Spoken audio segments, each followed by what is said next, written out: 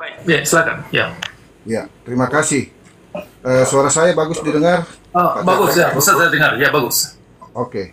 Saya akan mulai dari Islamologi, dari teologi statis ke anarkis, membahas evolusi pemikiran Islam yang dimulai dari pendekatan teologis yang kaku menuju pemahaman yang lebih dinamis dan inklusif. Sebab saya lihat cenderung saat ini lebih dahsyat dengan adanya pergeseran pemikiran Islam dari fokus yang lebih teosentris ke antroposentris, ya, dengan menekankan peran manusia dalam memahami dan mengaplikasikan ajaran Islam.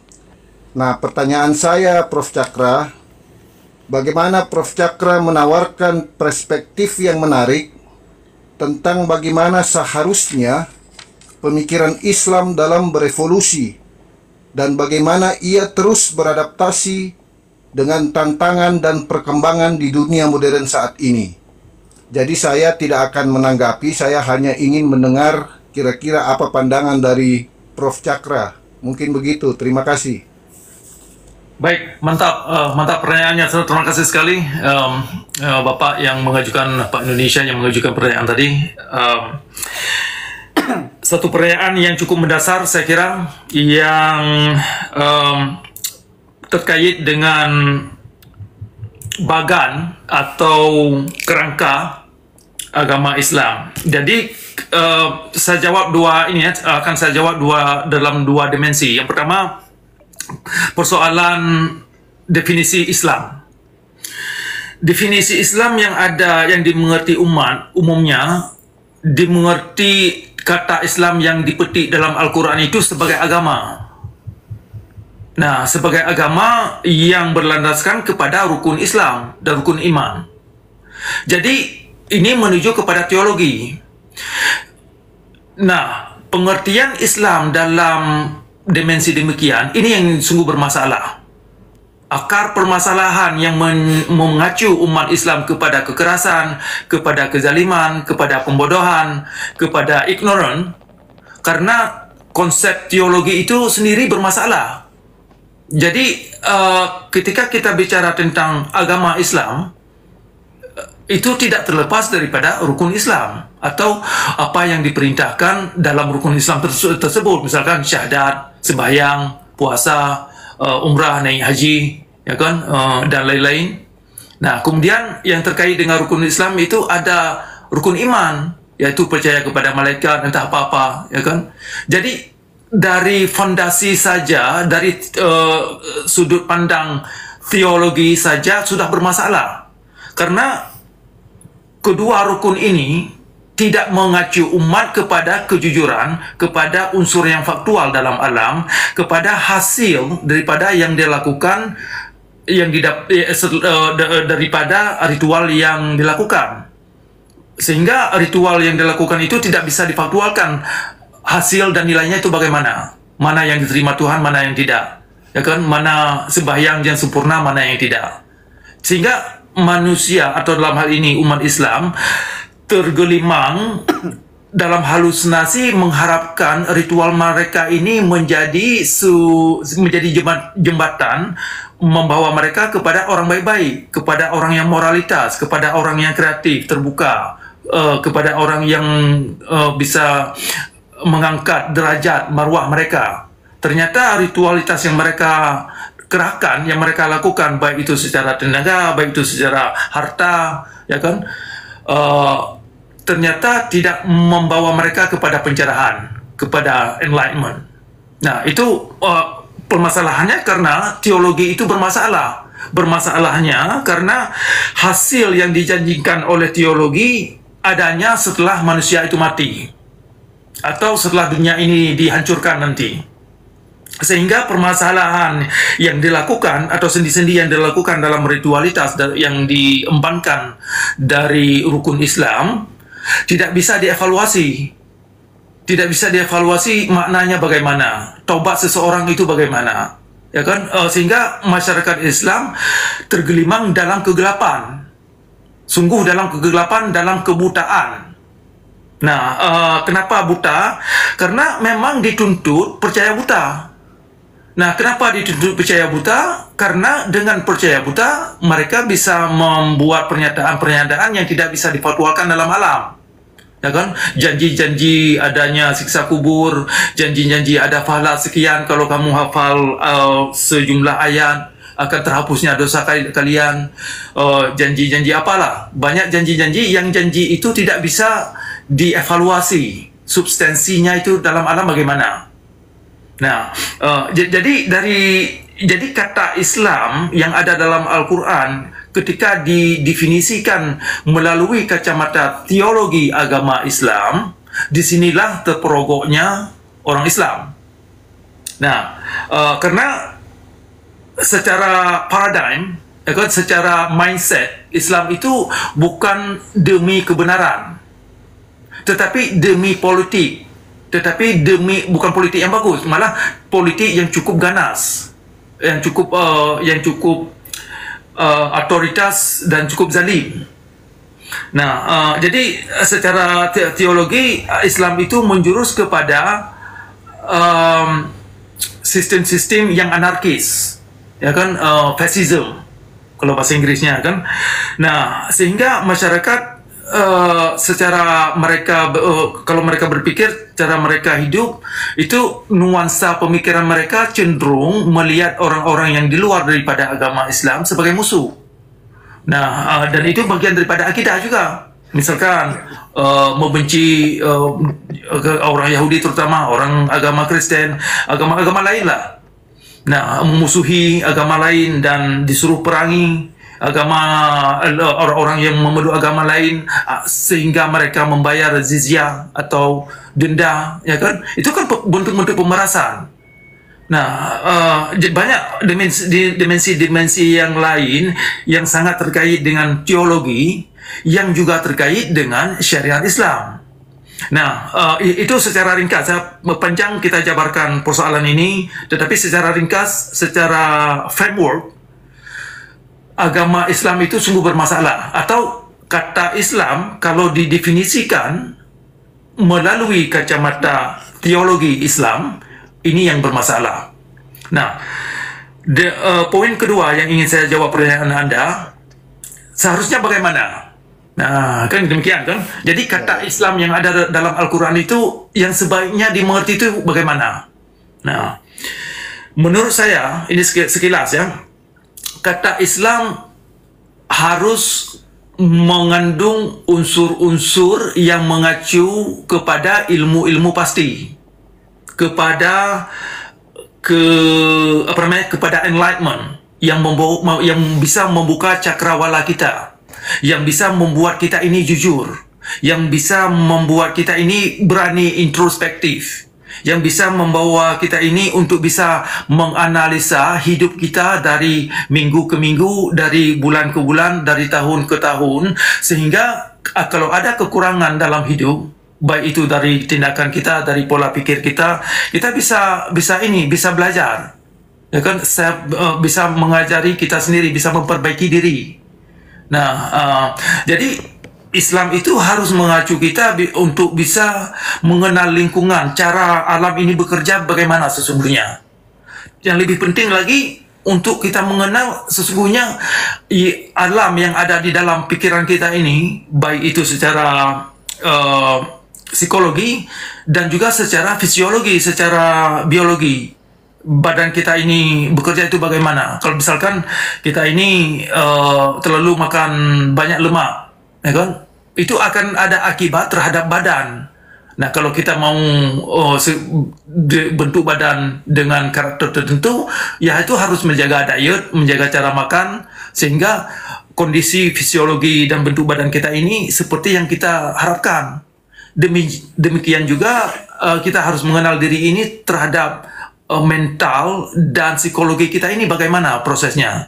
Misalkan, kalau kita mau nanam ilmu-ilmu yang tidak baik dalam akal pikiran kita, ini akan terpengaruh kepada perangai, akan terpengaruh kepada karakter, karena itu kan ada unsurnya kaitannya dengan kebiasaan sehari-hari. Nah, jadi kalau kita bisa mengerti lebih dalam untuk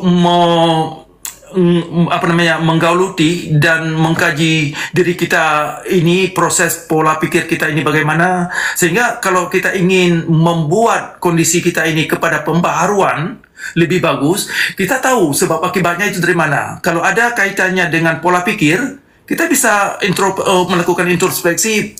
Kalau pola pikir ini tidak beres, kita bisa polas, bisa bikin kerangka baru, bisa bikin paradigm atau peta baru, kan, pola pikir baru, sehingga dengan pola pikir baru ini bisa kita wujudkan satu kebiasaan baru, sehingga dari kebiasaan ini terbentuk karakter baru. Dari sinilah terwujudnya satu perangai atau karakter etik yang secara sistematis, kan, secara methodical bisa diwujudkan dalam alam itu bagaimana. Nah, ini definisi Islam yang sebaiknya, ya kan? Ini definisi Islam yang mengacu umat kepada pembaharuan, kepada kemanusiaan, kepada kesejahteraan semua, siapa saja mereka. Nah, itu sekilas. Silakan. Ya, memang begini, Prof. Maaf, moderator. Memang saya lihat saat ini cenderung memang ada pergeseran pemikiran Islam yang dulunya dari teosentris, yaitu berpusat pada Tuhan dan agama, cenderung agak bergeser ke yang saya maksud tadi, antroposentris, yaitu menganggap manusia sebagai pusat. Mungkin inilah yang Prof. Cakra maksud, bahwa mungkin ada pengaruh-pengaruh ulama, begitu. Jadi ada sedikit memang pergeseran pemikiran dari Islam ini, begitu. Ya, terima kasih Prof. atas pencerahannya. Terima kasih. Baik, terima kasih atas pertanyaan. Ya, terima kasih Pak Indonesia. Kita harus kembali kepada tema kita. Berdasarkan pertanyaan yang tadi ya, saya bisa sedikit stimulus ya, Pak Cakra, ya, menstimulus sedikit. Jadi apakah menurut Pak Cakra ya, dari Islam yang Bapak jelaskan tadi dan pertanyaan teman kita tadi yang sekarang sudah ada pergeseran ini, apakah menurut Bapak untuk saat ini ya, teman-teman dari yang berkeyakinan Islam ini ada pergeseran untuk mempercayai tentang Nabi sepenuhnya, dan Nabi yang mana? Apakah Nabi yang versi yang Bapak bilang tadi sebagai Ahlussunnah, atau dari secara sirah dan hadiskah, atau harus full dari versinya Quran? Nah, yang mana yang sebenarnya yang harus kita ikuti? Mungkin teman-teman lain juga bisa ya, untuk mencoba memberikan pertanyaan tentang ini, ataupun mendiskusikan atau menjelaskan tentang ini. Nabi yang mana? Yang versi Quran kah, atau versi Ahlussunnah, atau versi hadis dan sirah ataupun fikih? Nah, ini supaya kita tidak tergeser seperti yang Bapak bilang tadi, orang yang Indonesia bilang tadi, adalah kita bergeser menjadi melihat sosoknya. Lalu sosok yang mana yang harus kita ikuti? Apakah sosok yang kita sudah ikuti yang sekarang ini sudah sesuai dengan apa yang Quran jelaskan? Nah, itu mungkin teman-teman. Jadi itu sebagai stimulat aja, sebagai pertanyaannya, karena tema kita adalah apakah ya layakkah Nabi atau Rasul yang diyakini dari pengajaran Ahlussunnah, yaitu dari fikih, dari hadis, dan dari sirah ini, layakkah menjadi Rasul atau Nabi yang di dalam Quran dan layak untuk diikuti, ataukah layakkah untuk menjadi suri tauladan? Itu Bapak. Jadi kalau ada teman-teman yang mau mencoba, atau mungkin mau mencoba menjelaskan, ataupun mau mencoba memberikan tanggapan, silakan teman-teman, silakan. Oke. Selamat malam Pak Cakra. Bismillahirrahmanirrahim. Ya, selamat malam. Judulnya ini sangat kritis ya Pak Cakra ya. Judulnya saya rasa ini sangat kritis. Kenapa? Karena Pak Cakra ini ingin menguji apakah Rasulullah Muhammad SAW itu layak disebut sebagai Nabi, dan ajaran yang dibawanya itu apakah sudah benar, kan begitu? Sudah benar dari Tuhan. Ini sebuah tema yang sangat kritis menurut saya.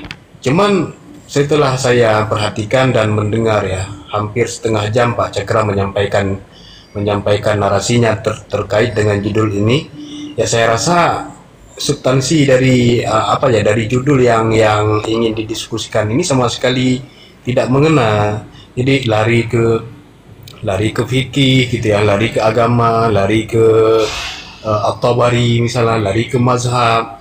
Jadi seharusnya kalau Anda sudah membuat premis bahwa Nabi Muhammad itu tidak layak dikatakan Nabi dan ajarannya itu tidak benar dari Tuhan, maka Anda harus membuat kerangka di mana kerangka ini akan menguatkan premis Anda. Jadi Anda kritisi yang seharusnya itu adalah person dari Rasulullah. Nah, kemudian setelah Anda mengkritisi person Rasulullah, kenapa dia memang tidak layak sebagai nabi, kemudian Anda baru memasuki terhadap ajaran-ajarannya gitu. Ini baru enak kita diskusi, Bang Cakra. Nah, jangan nanti Anda membuat satu kerangka penilaian terhadap kelayakan nabi dan ajaran itu hanya berdasarkan kelakuan yang dilakukan oleh penganut ataupun oleh pengikut. Nah, karena begini, antara ajaran dan ulah penganut itu logika dasar yang harus dipahami, Pak Cakra. Itu tidak bisa kita pakai sebagai pengujian di dalam ranah pengujian sesuatu. Nah, karena observasinya akan tidak nyambung. Misalnya begini, bayangkan ada seseorang itu menghina matematika karena ada murid di situ gagal ujian misal, ya kan? Gagal ujian, tidak bisa menjawab soalan-soalan matematika. Lalu ia berkata, lihat matematika itu buruk. Nah, kata dia, buktinya banyak orang yang tidak bisa menghitung, tidak bisa menjawab soal dengan benar. Nah, adapun begini, coba kita bayangkan misalnya seseorang itu mencaci ilmu kedokteran karena melihat ada dokter yang korupsi misal atau melakukan malpraktek. Apakah kegagalan si dokter ini menjadikan ilmu kedokteran itu salah? Nah, tentu saja tidak. Nah, yang rusak itu adalah individunya, bukan ilmunya. Jadi kalau Pak Cakra ingin mengkritisi kelayakan Nabi itu, Anda itu yang pertama harus mengkritisi ya personnya gitu. Baik. Kalau mau kemudian saya mengerti poin Anda. Ini langsung saya tanggapi. Terima kasih banyak. Sebenarnya yang Anda tanyakan itu sebagian sudah kita jawab kemarin, tapi bisa saya ulang. Ya kan, untuk bagi mereka di bawah yang tidak sempat dengar kemarin, ini pertanyaan yang sering muncul dan akan saya tanggapi. Ada dua kondisi argumen yang perlu dimengerti untuk bisa untuk bisa dimengerti perbedaannya gimana. Misalkan ada ilmu yang mengajarkan untuk memperbaiki mobil, ada manual. Kalau si mekanik ini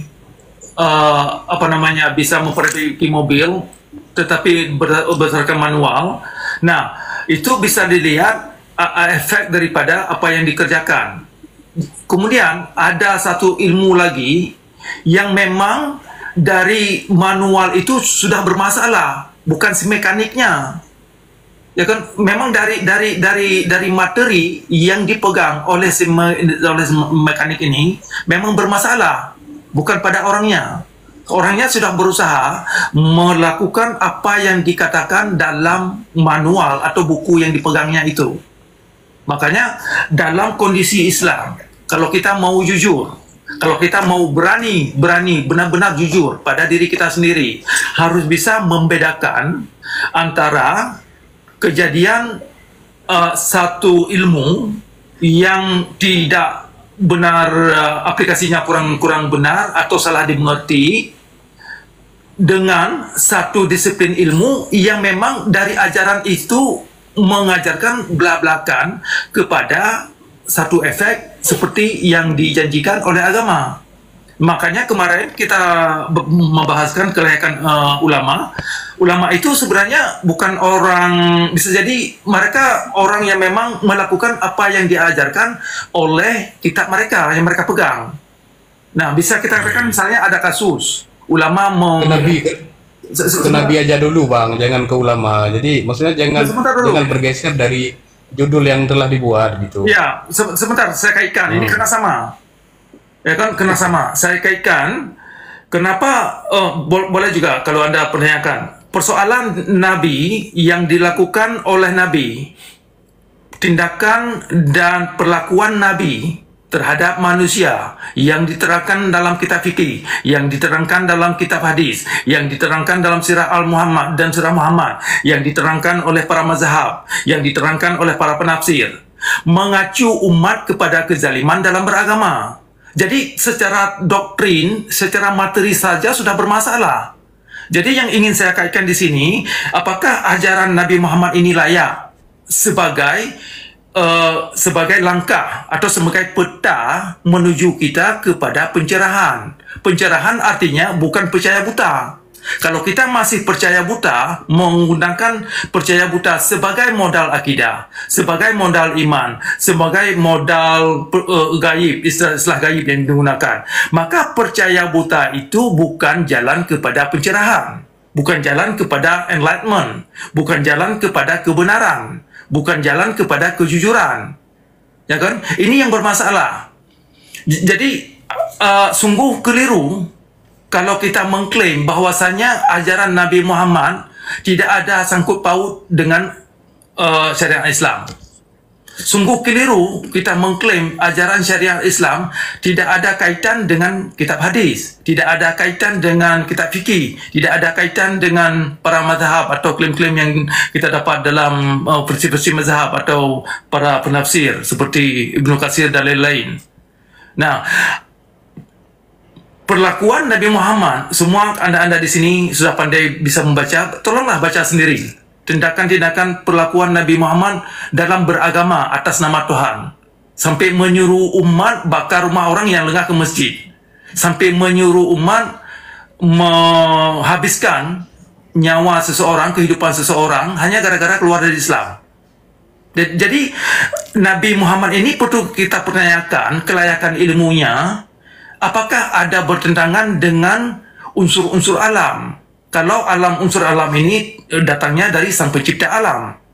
Nah, kalau Nabi Muhammad atau ajarannya keliru dan bertolak belakang dengan unsur-unsur alam, maka perlu kita pertanyakan apakah layak yang diajarkan dia itu sebagai ilmu-ilmu yang menuju kita kepada kondisi yang sejahtera, yang rahmatan lil alamin, kepada kemanusiaan, kepada kreativitas. Ternyata setelah kita kaji, setelah saya kaji, anda semua yang ingin berani kaji, silakan.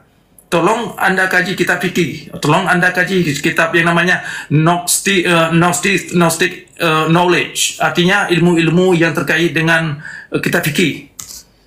Periksa sendiri cara Nabi menyerukan umat dalam beragama, cara Nabi melaksanakan sesuatu kegiatan yang terkait dengan Islam.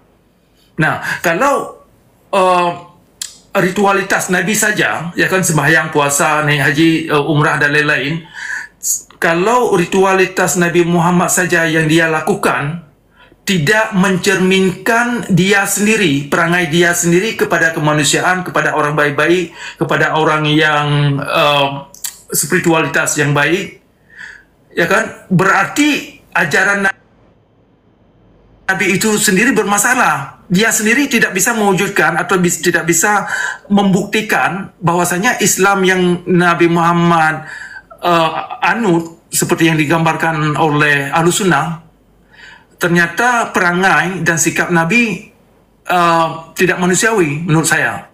Ya, ini yang bermasalah. Berarti ada masalah dengan kelayakan ilmu yang diajarkan oleh Nabi, yang diwariskan oleh Nabi. Nah, kita perlu pertanyakan kalau bisa jadi Nabi yang diyakini umat Islam yang tergambarkan dalam kitab hadis bisa jadi Nabi palsu, ya kan? Nah, inilah yang kita pertanyakan, persoalan terutama hal-hal yang terkait dengan moralitas, hal-hal yang terkait dengan hak kita sebagai manusia, punya fitrah masing-masing untuk berpikir, untuk bisa memberdayakan akal kita ini, akal pikiran. Kalau Nabi mengajak kita manusia ini untuk tidak boleh memakai akal dan pikiran kita ini, maka yang Nabi ajarkan adalah ilmu-ilmu hitam, ilmu-ilmu penipuan, ilmu dongeng. Karena kita tidak bisa menganalisa mana yang benar, mana yang tidak, mana yang fakta, mana yang bukan, mana yang konspirasi, ya kan, mana yang cerita yang dibuat-buat atau fiksi. Nah, dengan menggunakan akal kita ini, kita bisa pilih-pilih mana yang faktual, mana yang tidak, ya kan. Makanya ayat 42 dari surah Al-Baqarah Anda baca, jangan campurkan mana fakta, mana yang tidak fakta. Kalau fakta bilang fakta, yang tidak fakta bilang tidak fakta. Makanya janji-janji tentang tentang kondisi setelah dunia ini dileburkan, ya kan, sebagai tempat kehidupan terakhir manusia ini. Nah, eskatologi atau konsep destination, ya kan, tujuan akhir manusia ke tempat yang demikian itu ternyata hanya hipotesis yang tidak bisa difaktualkan kebenarannya itu bagaimana. Nah, kalau Nabi Muhammad tidak mengindahkan perintah-perintah yang demikian, maka kita perlu kita pertanyakan, apakah Nabi Muhammad yang diterangkan, yang dianut oleh umat manusia, umat Islam umumnya, yang diterangkan dalam kitab mereka pegang, layak sebagai Nabi yang diutus dari Sang Pencipta atau dari Tuhan. Nah, bisa jadi, ya kan, nampaknya jangankan bisa kita katakan dia ini layak sebagai utusan Tuhan, dia sendiri banyak klaim-klaim yang dibuat atas nama dia yang kita dapat dari kitab-kitab hadis bertentangan dengan Al-Quran. Nampaknya Nabi yang diterangkan dalam kitab hadis tidak begitu mengerti apa tujuan Quran, apa misi Quran, apa objektifnya, ya kan? Nah, kalau tujuan Quran misalkan, misi dan tujuan Quran untuk menzalimi manusia, kalau Quran ini diklaim dari Tuhan, tetapi objektif dan poros orientasinya untuk menzalimi umat manusia sesama kepada kerusuhan, kepada pembodohan, kepada kegelapan, kepada ignorant, maka Al-Quran ini tidak bisa diklaim sebagai petunjuk, tidak bisa dijadikan sebagai pedoman hidup. Nah, itu yang membuat saya ini mempertanyakan, mengajak kawan-kawan untuk memikirkan, ya kan, sehingga hal-hal yang diklaim dalam ajaran Islam itu kita bisa cerna kembali apa benar apa tidak, ya kan, sehingga kita menimbang. Bisa, kalau memang yang ada hal-hal yang menjerumuskan, mematikan akal pikiran kita itu, maka perlu kita gugat. Walaupun itu datang dari Nabi, walaupun diklaim oleh umat Islam semuanya, oh ini kebenaran. Ya kan, tidak. Kita sebagai manusia punya fitrah untuk berani menggunakan akal pikiran, karena akal kita inilah yang membuat kita ini manusiawi. Kalau kita tidak berani memberdayakan akal pikiran kita, maka kita hidup ini selalu dalam ambang-ambang dan tidak punya tujuan hidup, tidak tahu arahnya itu kemana. Sekiranya demikian dulu menjawab pertanyaan Anda. Silakan yang lain. Terima kasih atas pertanyaannya. Kita bergeser.